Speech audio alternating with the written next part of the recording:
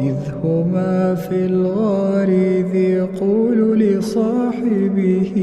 لا تحزن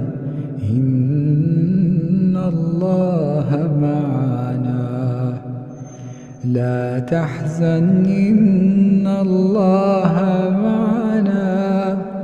لا تحزن إن الله معنا فأنزل الله سكينته عليه وأيده بجنود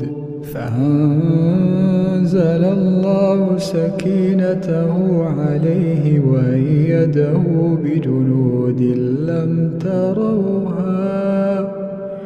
وجعل كلمة الذين كفروا السفلى وكلمة